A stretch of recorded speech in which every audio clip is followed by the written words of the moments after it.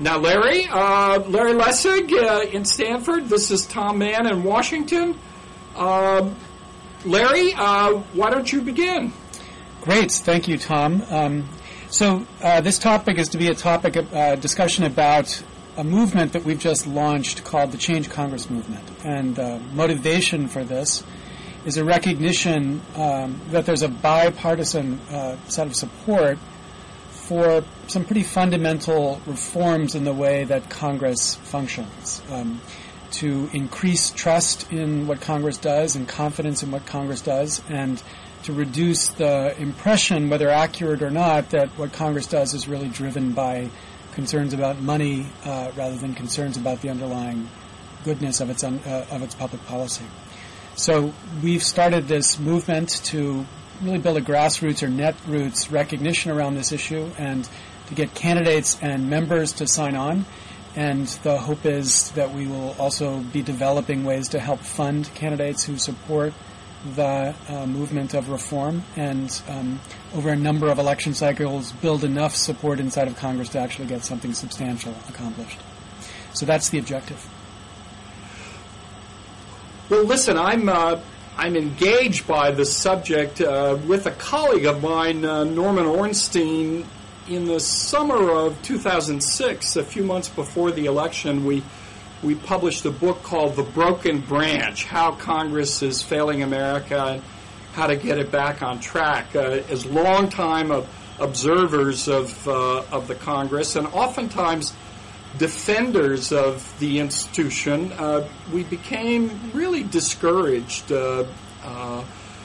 with its performance, its failure to oversee the executive, to deliberate in a serious fashion, and to police the behavior of its members. And so we, too, are engaged and concerned about the problem of a healthy first branch of government. So Larry, I commend your effort, but what I wanted to do is kind of draw you out on what it is you think is wrong with the Congress and the particular steps you have in mind taking to ameliorate those problems.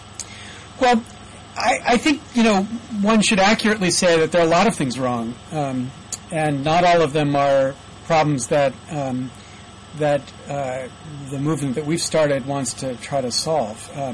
For example, identifying the institutional weakness of Congress vis-a-vis the executive is an extraordinarily significant problem, and obviously one that's become even more important as we've entered into an age of fighting global terrorism, and there's a long-term question of whether Congress can actually play its role, its historical and constitutional role, in setting a balance and policing what the executive does in that context. So there are a lot of problems that are caused that are, I think, would probably be said to be infecting Congress. But the one that I kind of think of the objective here to be that we'd like to isolate and to remove or to minimize is the sense that I think, at least the polling data that we've seen, suggests that many people have, that what Congress is really doing as it does its job is not thinking primarily about how to do its job in a way that reflects good public policy, but how can it do its job in a way that guarantees that it meaning individual members, are able to get reelected to office. Now, what's interesting about that is I'm not actually convinced that Congress is as beholden as people believe they are. But I do believe that people's belief here is quite significant and destructive of democracy functioning, because if you believe that what Congress is really doing is focusing on the money rather than on the underlying issues, then you're not willing to engage in understanding why they did something that you happen to disagree with. I mean, for example, my favorite recent example is, think about the bankruptcy bill that Congress passed in 2005. That bill originally gets proposed during the Clinton administration. Hillary Clinton takes the lead inside the White House in getting Bill Clinton to veto the bill. And one of his last acts as president is to veto that bill. So that was motivated when she was First Lady by her judgment, as she put it, that it was a, quote, awful bill. 2001, the bill comes back, obviously under a Republican president. Now Hillary Clinton is Senator Clinton. She's received more than $140,000 in contributions from financial services and credit card companies. And in 2001, she votes twice in favor of that bill, basically the same bill. And then the bill comes back again in 2005. This time she opposes it, although she's not on the floor of the Senate when it's voted on because her husband's just had surgery that day. Now, she says she's not somebody who would be affected by the money, and I actually believe that's true about her. I don't think she would be affected by the money. But the problem here is that 99% of the people in the world hearing that story believe they know exactly why she voted the way she voted in 2001. It was because of the money. And so when she tries to say, no, here's why I voted for it, I'm from New York, or the bill was different in these ways, nobody has any patience to listen to that. It's just about the money. So the ability of the institution to actually build confidence in the public about what it's doing is debilitated by the structure of financing elections, and I think until we eliminate that confidence won't be returned.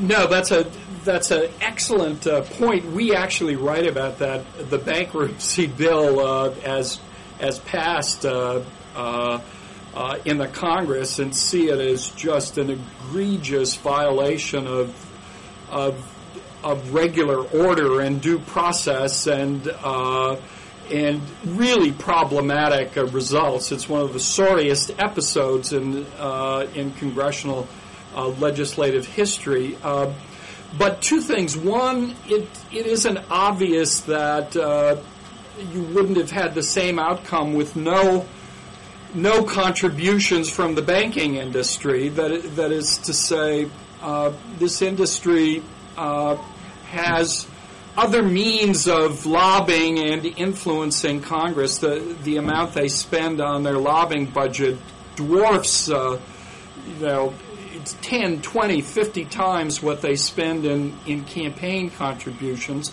They also work hard in individual states and districts where they have facilities to get local people to contact their members of Congress. And as you know very well, the First Amendment guarantees the right of people to assemble peacefully and to petition their government for the redress of grievances. So that includes the ability of groups and groups of corporations to lobby Congress. That's a First Amendment guarantee, and with the Supreme Court's decisions, particularly in the money and politics campaign finance arena, being so protective of free speech, even if you could manage to limit campaign contributions in some fashion, say from lobbyists or from political action committees, there are so many other ways in which entities, corporations, unions, wealthy individuals, and others can play in the political process that it's unclear whether there's anything you can do about it specifically. And then when it comes to a matter of public trust, political scientists have done a lot of research on this, and it turns out it isn't clear in any way that, even though I support it, the transparency I just believe is essential, but I don't believe that in and of itself is going to do much for improving public trust. In fact, one of the ironies of campaign finance reform that I've supported, is that increased disclosure of campaign contributions has made people more cynical about the role of money in politics. In fact, ironically, Americans don't like to see politicians fighting, even when it's principled disagreement on matters. They think they're acting irresponsibly. They think problems are obvious, the solutions are obvious, they can be solved without any disagreement. So I just sound a note of caution. If your major objective is to increase public trust in Congress, I wouldn't be very optimistic that new limits on contributions from some groups or new transparency requirements would solve the problem. Even public financing, which I also support, is limited in the sense that there's no way you can control the behavior of independent groups, and that includes political parties, which now have as ruled by the court, have the constitutional right to spend independently on their own candidates unlimited sums of money, and certainly non-party groups have that same ability. All of which is to say, I think efforts that are focused too much on just the corruption, on the role of campaign contributions are limiting themselves in terms of trying to improve Congress and its function. If you ask me what the biggest problem has been, I would tell you it's the bane of ideology. It's the ideological polarization of the parties that combined with and partly a result of the changing nature of the electoral and party system, the lack of competitiveness in most districts that sends sharply polarized representatives here, and then they end up simply having no tolerance for the views of others, no interest in engaging them in a serious way, and that, along with money, complicates the job we expect Congress to do. Well, I agree that there's a problem of polarization. I just don't think it's unrelated to the problem of money. Polarized politics turns out to be a very profitable kind of politics to run from the standpoint of fundraising. And so, I don't know what the chicken and the egg is here, but the need to raise an extraordinary amount of money actually leads to much greater willingness to be supporting polarizing candidates, because you will get the base to give much more money in that context. Now, I agree that the First Amendment, as interpreted by the Supreme Court, means that there's very little Congress can do to try to shut people up. And I don't actually support any reforms that would be designed to try to eliminate the ability of independent entities, the parties or 527s, to participate in the electoral process. I don't think we actually know enough yet to know whether that's necessary to effect the kind of change that I think we need to change. I think that the critical dimension is not silencing political speech, because I don't think we have enough political speech. It's finding ways to fund political speech that doesn't create in people's minds the belief that what's happening is basically people are selling their views or biasing their views in favor of the money. So public financing is one way to deal with that. Bruce Ackerman and Ian Ayer's red, white, and blue dollars is another way to think about that. These are all ways to create credible independence in the institution from money, while maintaining credible dependence on electoral votes. Right? I think that's what our framers imagined, that the democracy would be dependent on getting enough people to vote for you, not dependent upon getting enough people to give you money so that you can continue to be in office. Now, that fact, I think, is something that we recognize in other contexts pretty effectively. So, for example, at the Supreme Court, I have 1,000 things I'd criticize the Supreme Court for. Ideology and politics would certainly be on the list. But the one thing nobody who knows anything about the Supreme Court would say is that they're making their decisions because of the kind of corruption that we think exists at the level of Congress. And that's an important institutional asset that the court has and needs to maintain if they're going to get people to buy into decisions that are often very controversial, even if they're right. So I don't know, in the way the court functions, if you have a case that's being argued that has the interest of telecom companies before it, they're going to pay the most money they can for the very best lawyers in Washington to argue that case before the Supreme Court, and that might be standing up against some local state lawyer who's never argued a case before the Supreme Court, and so there's a great inequality in the resources presented before the court. I don't think there's anything you can do about that, nor would I want to do anything about that. I think that's just the nature of the way the institution functions. The line I draw, that of course to lawyers is an obvious line, is that no doubt I should be allowed to spend whatever I want in getting the best representation before the Supreme Court, but I shouldn't have the ability to then take it one step further and sort of give $100,000 to the Justice Scalia retirement fund, or to make it so Justice Scalia has better computers in his chambers. Those are all that's a line that goes beyond what the line of advocacy should be, and that I think is a similar kind of line we ought to be thinking about in the context of what lobbyists do, for example. I think lobbyists are essential. I think they're very valuable in the process. I think they give information that otherwise would be extremely expensive for Congress to figure out. I think they give insight that's essential in the legislative process.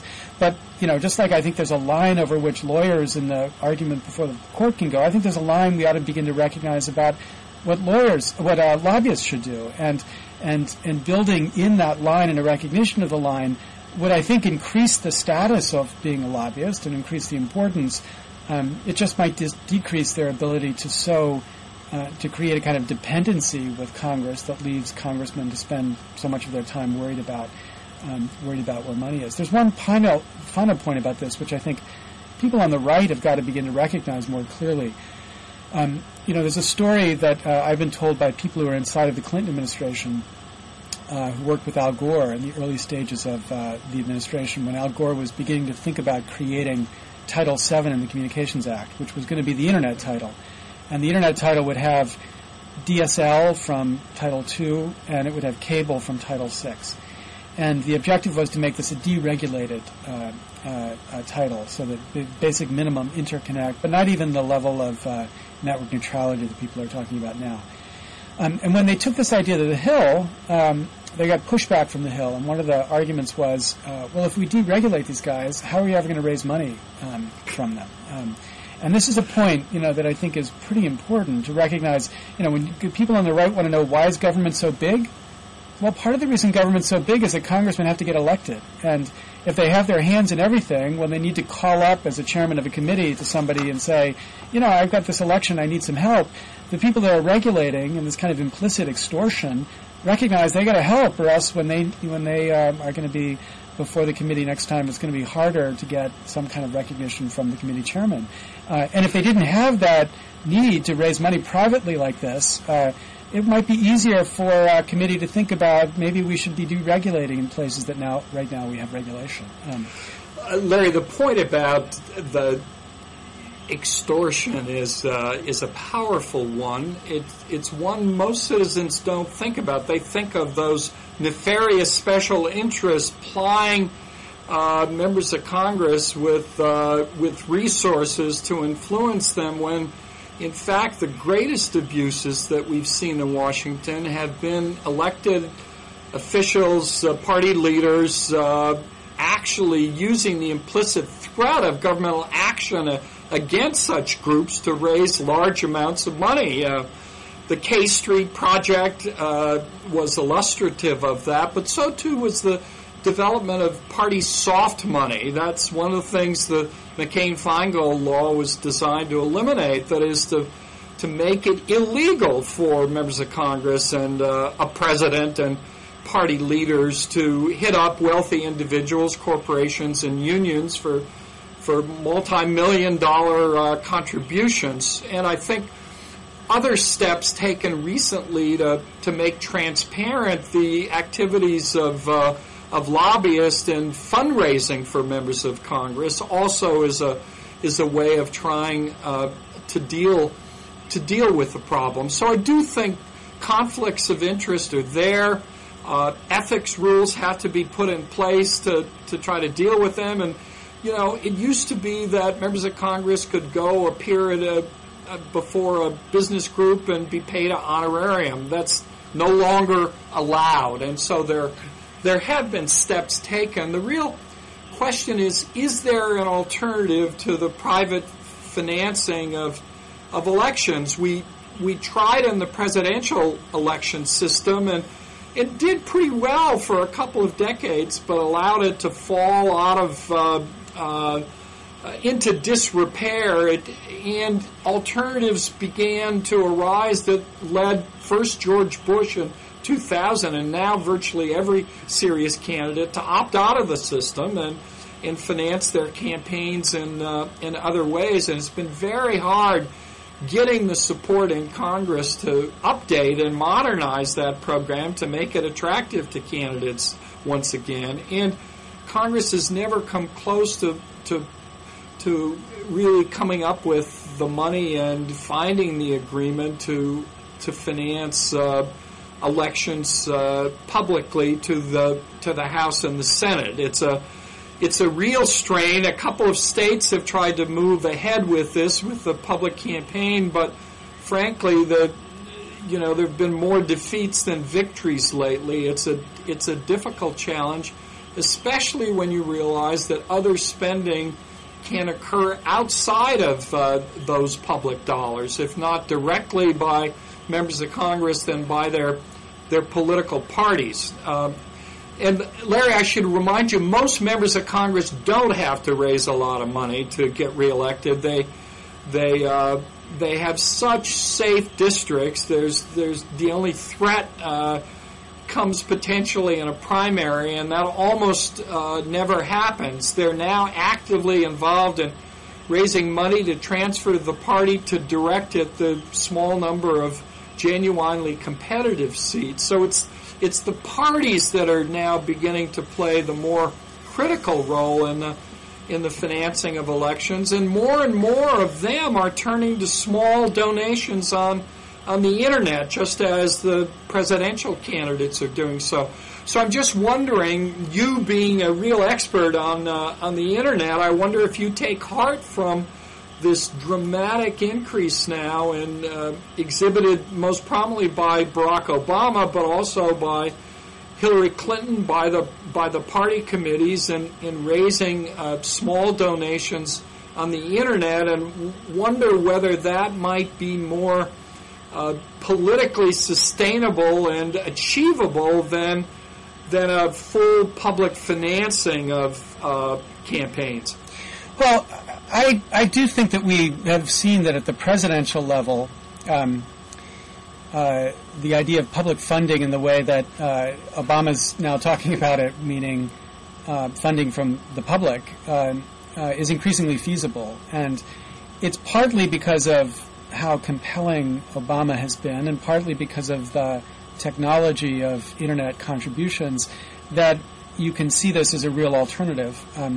But I think it's not true to say that alternative extends down to the Senate or to the House, or at least there's nothing to suggest it could right now. So at those two levels, I still think we have this substantial problem of trust, which is created by the belief that there's this improper dependency between running for office and money. Now, you're right, most districts are safe, but there's an increasing practice inside of Congress to basically tax every member of Congress for an amount of money they've got to raise for the party. So even if you're in a safe district, you're spending all your time raising money for the party. Otherwise, you don't meet your quota. You don't meet your quota. I would have thought this is illegal, but you don't meet your quota, you're denied the benefits of being a member of Congress. So you don't get the right committee assignments. You don't get the ability to get to give money to get certain perks inside of being a member of Congress, and those things, is because you need to raise money. Now, I think it's an important question how much this costs. But if you look at the experience in Maine and Arizona, I think it's a fair number to say let's take the estimate of the Durbin bill and increase it. Let's say it's $2 billion in election cycle. That's a drop in the bucket. That's a tiny amount of money to pay to get confidence back in Congress. Even if it were $20 billion in election cycle, I would still think that would be easily worth the benefit of getting people to once again think that their Congress is doing something other than being tied to money. And this is connected to the other point you made before, which I completely agree with. Transparency has in some sense exacerbated the problem, because it's now so easy to see the connection between somebody's vote and somebody's money and money. I sit on the board of maplight.org, which is a fantastic site for tracing contributions and actual votes in Congress. And it's very easy to get the suggestion that money has led to a certain result, and that just reinforces the expectation that it's just about the money, that people are making decisions, and that's the destructive expectation that we've got to find a way to fight. So even if it cost me $20 billion to fight it every year, not every cycle, I think that would certainly be worth it. And we at least should take the first step in trying. Now, it might be that you take that step and it turns out that all of it's still being swamped by 527s or by others. But let's find that out first. And if it still is a problem because of these other ones, then we need to think about what has to be done because of these other influences. But right now, I'm not convinced that solving the problem by an effective campaign financing, or even the red, white, and blue dollars that Ackerman talks about, wouldn't be enough to restore a substantial amount of confidence in what Congress does. Well, I'd like to believe that, and I actually support public financing, so I'm very much with you. But I've become a little skeptical of the direct connection between how our politics is financed and public trust in government, which tends to follow more how well the economy's doing, how well the country's doing, how good people feel about themselves and what they see, and so I wouldn't. One of my recommendations to you in moving ahead with this, which I encourage, and is not to make everything so dependent on seeing dramatic changes in the level of public trust in government. For example, as I understand the constitutional rulings, even if we succeeded in getting a full public financing of congressional elections, there's nothing that would prevent the political parties from continuing to raise large amounts of money and spending that independently in congressional campaigns. And the stakes are high, and parties have such profoundly different views of how best to tackle important problems that you'd expect them to do so. I mean, Madison expected them to, not parties, but Congress, to not to deny the ambition of individual members, but to channel it in ways that they could build successful careers while looking out for the public interest. So I expect, given the stakes in public policy decisions, that corporations and unions and other ideological groups and political parties would continue to play around that publicly financed system. There'd be articles in the newspaper and on TV about these groups and parties raising and spending money, and the public would say, well, look at you using all these tax dollars to publicly finance campaigns, but you still have this other money involved in politics. I don't know. I worry, even though I support public financing, I worry about too many promises about it, and I also think the too great a focus on corruption and the particular interest of members of Congress can be harmful. It can just increase public cynicism, and frankly, what we ought to be doing is trying to figure out ways of not finding some bipartisan golden mean between ideological poles that will somehow solve our problems, but to encourage the parties and presidential candidates to think big, to try to mobilize support for actions. I mean, public philosophies matter, and I think rather than pretend parties aren't important, to acknowledge that they are, and that the big changes in American public life have come when a party's been able to break the mold, come out of the opposition, build a new majority, have a set of ideas for governing, and proceed to put its energy into actually getting something done. I think that's so much more important, say, than everyone getting so upset about earmarks, which I note is another part of the pledge of your program. We write critically about the dramatic increase in earmarks, but now it's coming into the presidential campaign as on the part of the presumptive Republican nominee, John McCain, as somehow a solution to our fiscal problems. It's a joke. It's 1% or less of the budget. It doesn't add new dollars. It simply allocates them differently than they otherwise would be allocated. Oftentimes, in a fashion I find inefficient and inappropriate, and therefore I would like to limit said earmarks. But in general, I find it distracting as a topic. It allows politicians to avoid big questions of governance and genuine fiscal responsibility by getting people all upset about what is almost an inevitable part of a legislative body with single-member districts and incentives to produce benefits for their constituents. The question is, are there some control mechanisms, some transparency, some ways of limiting this so it doesn't get completely out of hand and distort governmental, the size of government or the actions of government. Right now, I'd say its distorting effects are pretty modest. It's not the source of the growth of government in any... Larry. Hi, we got disconnected. We got disconnected. Did you hear my little diatribe on earmarks? I did, and I want to respond to it. Good. Thank you. But first, I want to say I completely agree that we should not try to create a world where there's no differences between parties. I think it's very important that we have arguments about stem cell research or the war in Iraq or this growth of government. And I think Democrats are different from Republicans, and we ought to celebrate that difference by having substantive debates about what good public policy is. But we're all in a system where we're supposed to agree about the fundamental system's procedures. For example, the Constitution is one which, even though we're Democrats and Republicans, we should agree about the Constitution.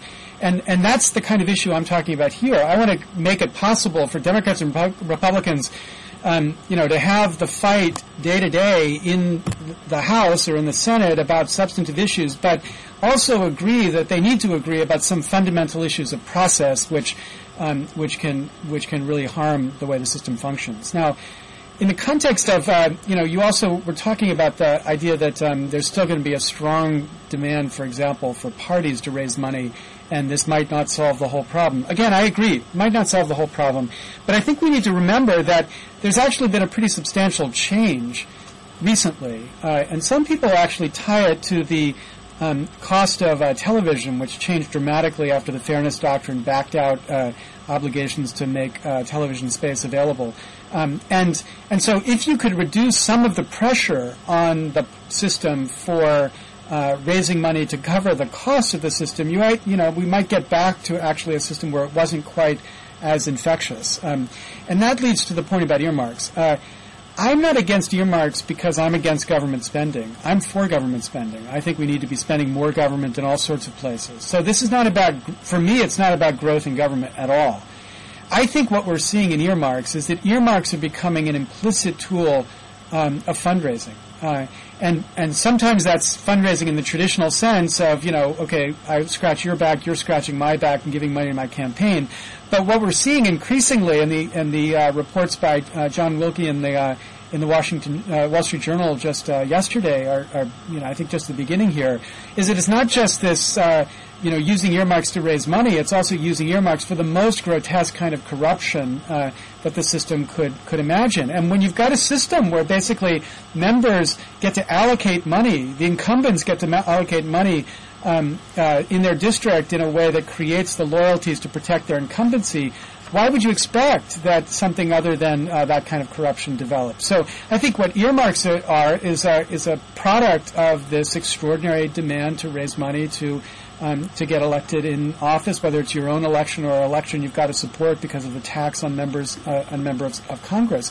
And in this sense, it's also in context where it's really destroying the underlying rationale for the funding. So, for example, there was a recent story about an earmark that was being used to create a no-bid contract for a contract the Defense Department wanted for flame-retardant clothing that they wanted to send to Iraq. The company that had developed that wasn't allowed to bid for it, and the company that actually got the contract because of the earmark produced a shirt that wasn't actually flame retardant. So here you've got, Iraqi soldiers in Iraq who have equipment that's not functioning the way it's intended to function because of an earmark, which was related to, whether caused by is not a question I want to get to, a significant amount of money given by that company and its founders to political campaign of the person who got the earmark. That's, in my view, corruption that's producing bad results in how the money is being spent in a way that's having a substantial effect on the most important interest the government has, namely to make sure that our soldiers are safe in the context of a war. Now, that's not a small problem. That's a big problem, even if the amount of money that's being spent here is small. And especially to the extent that it's driving this implicit corruption, both for personal gain and also just for the gain to run an election. I think this is exactly the kind of problem that we have to eliminate if we're going to restore trust to government. And I'm completely with you about the prediction. I'm not saying this solves the problem, but I am saying we need to start here. Let's eliminate earmarks, permanently, not this ridiculous one-year ban until the other party gets into office. Permanently, let's adopt principles against them that take us back to a place that we were, 30 years ago or even 20 years ago, before the explosion in the 1990s.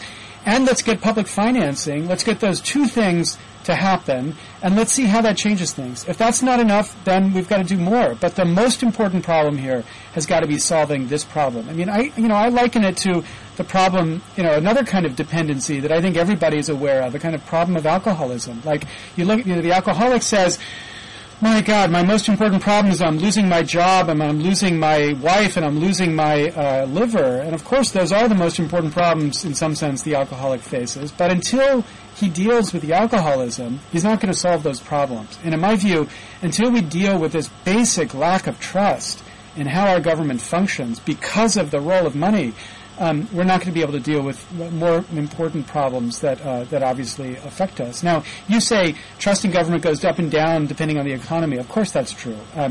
But the point is, when you need trust in government, in the worst possible times, when you need the government to be able to say, here's a sacrifice you need to make, we need the public to be able to trust that judgment is being made for the right reason.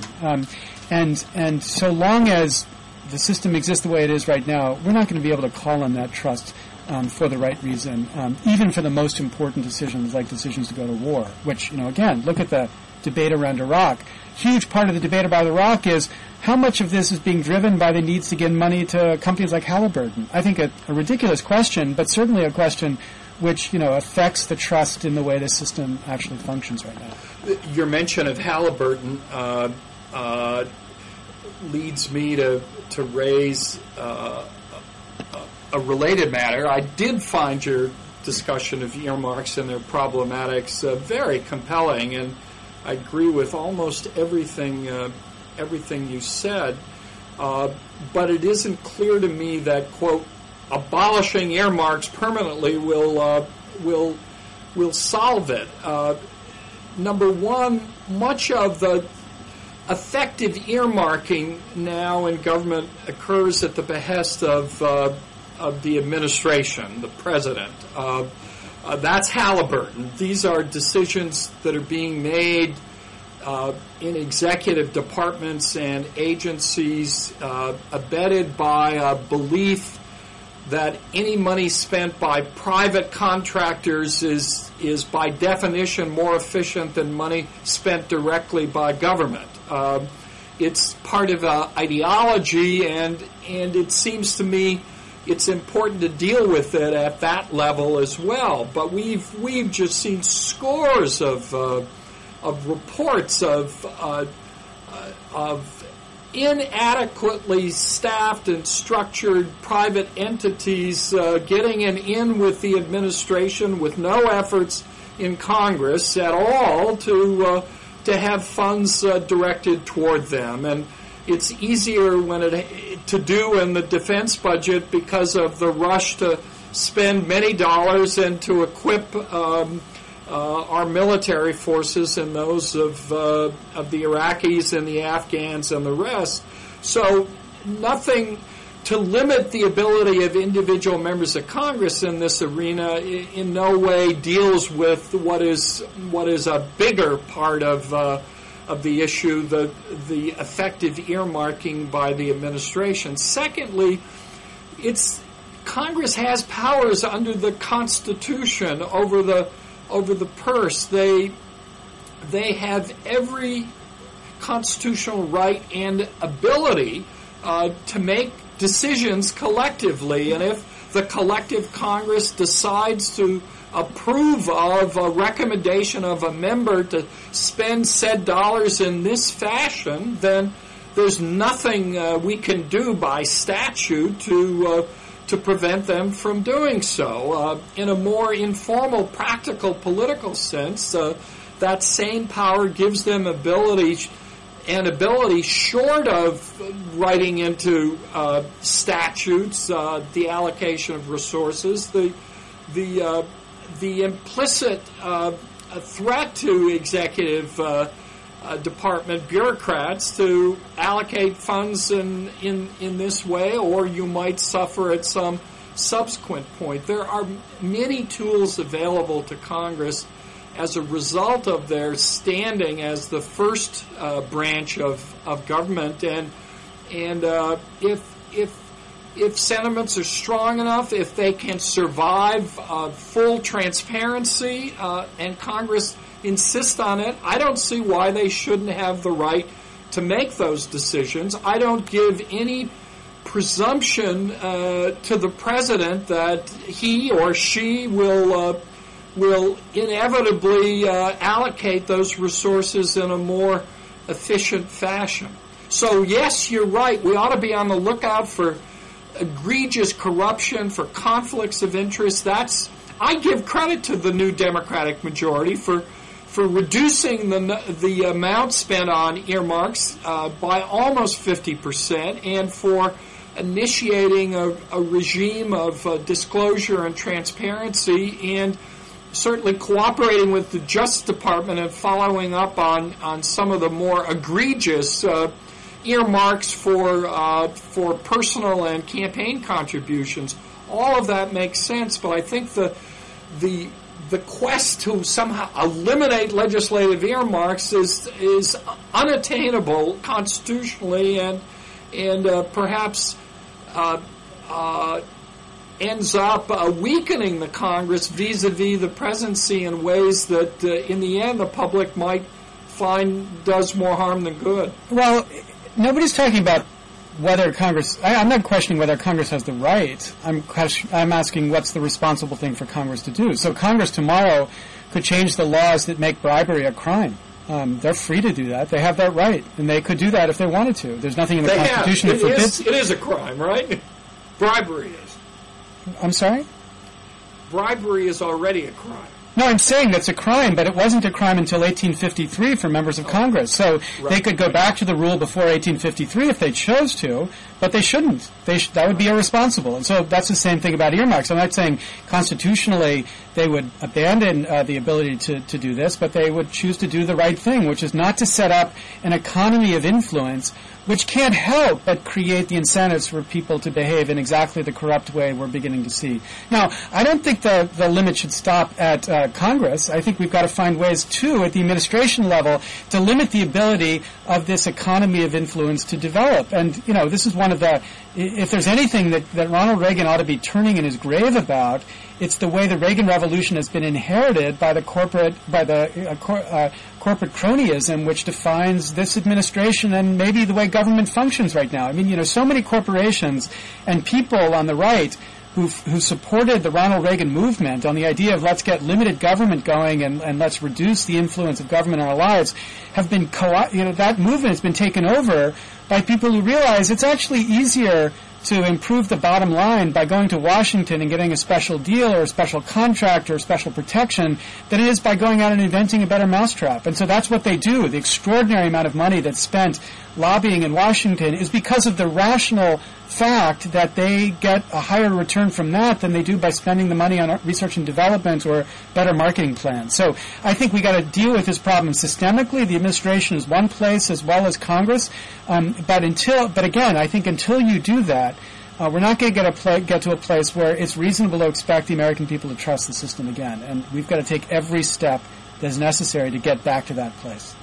I agree. I really do. And I'm just questioning the efficacy of trying to deal with that broader problem with a primary focus on campaign contributions from lobbyists, from PACs, and the rest, when so many other avenues exist to exercise that influence. And what I'm suggesting is that we need to think more creatively about other approaches of building big, powerful ideas and movements, perhaps initially in one political party, but attracting support from the other party, or at least some members of them, to begin to sort of grapple with some of the very problems that you discuss. I've worked in this vineyard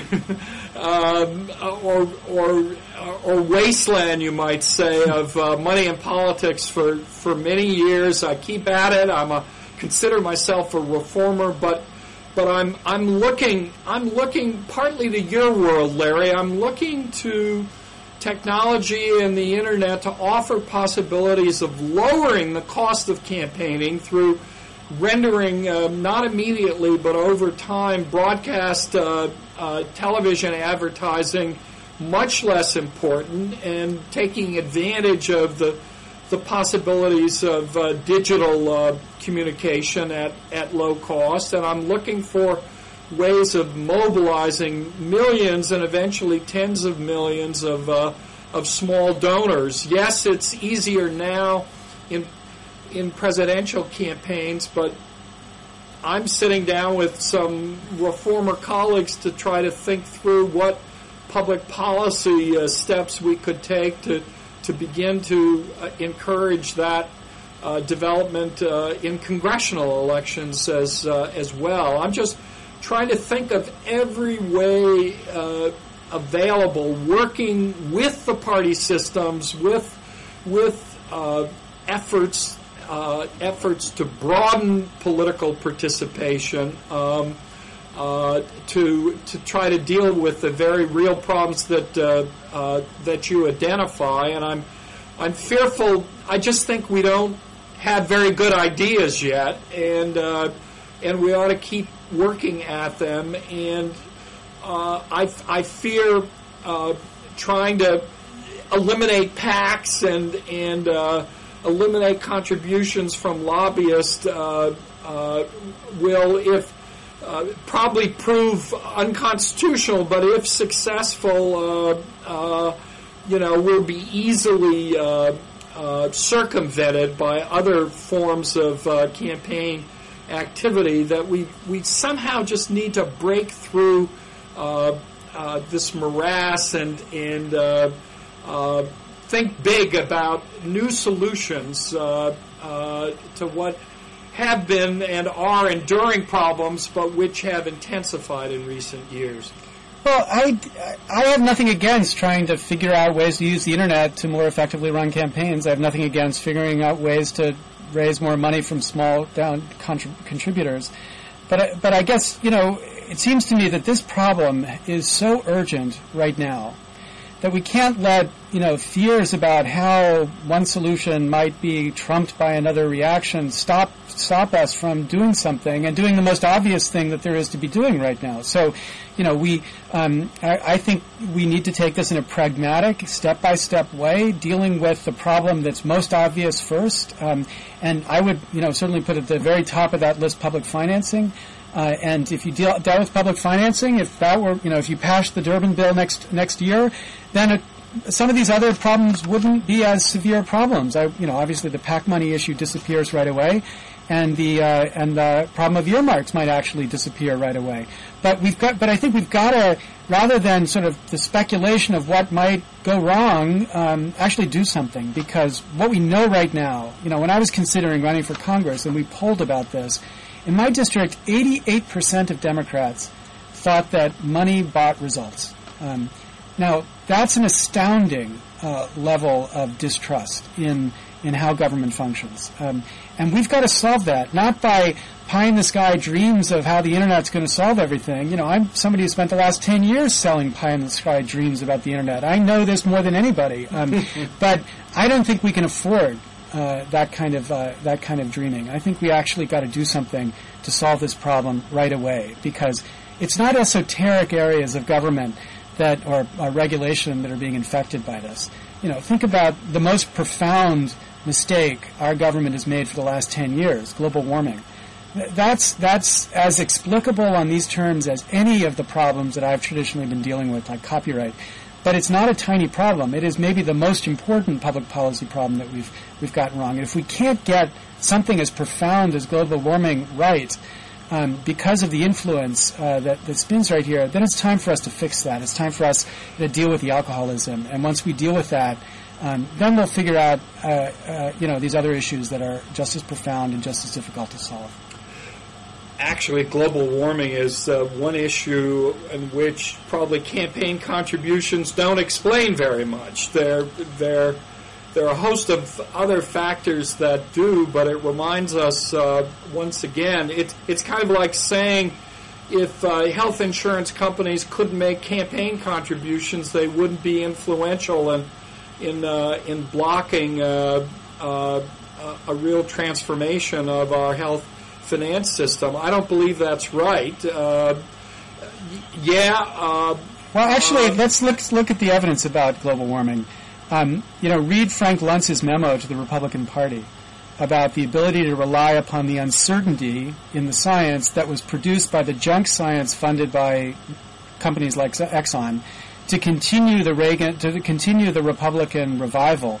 As he said, for at least a couple more cycles. It was explicitly tied to the uncertainty that was being funded by these companies here in order to gain political advantage inside of the elections. Now, that's exactly the problem that I'm talking about. So but you pick the problem. It's not hard to find problems that are fundamentally related to this problem of influence. And my only view is we can't sit around waiting for the Internet to fix it.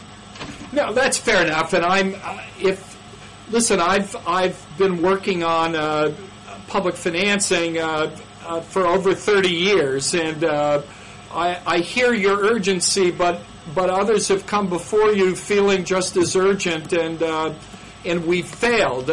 Maybe you're going to make it different. Maybe you see some ways of mobilizing a public. I've seen effective anti-public financing campaigns kill such efforts. So I wish you well, and there's going to have to be a division of labor in the reform community. I think getting the federal government to approve public financing of congressional campaigns is as uphill a battle as harnessing the internet to reduce cost and to change the whole funding basis of our elections. Yeah, let's do both. But, I think the important thing that we're trying to do in the Change Congress movement is to learn something from Silicon Valley. We don't have any desire to come in and displace the really powerful substantive work that's been done by groups in Washington around these issues and the work of people like yourself on these issues. What we want to do in the way a Google mashup does is we want to leverage and amplify this work. And so here's the place I think the Internet has an opportunity to do something. There's historically been this issue, of course, time and again, and there's nothing new about the problem and nothing new about insights to the solution. But I do think we have a 5-year window when Congress doesn't actually understand the Internet as well as people in the Internet understand the Internet.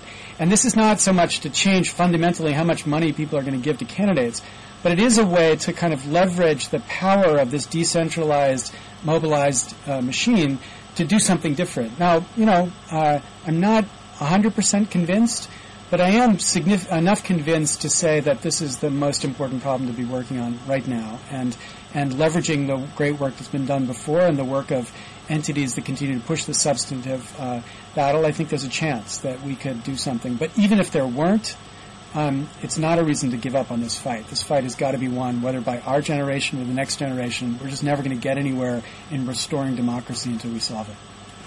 Well, that's a compelling and eloquent, I think, an appropriate conclusion to our conversation. I wish you well. Thank you. Because I think the objectives are noble, and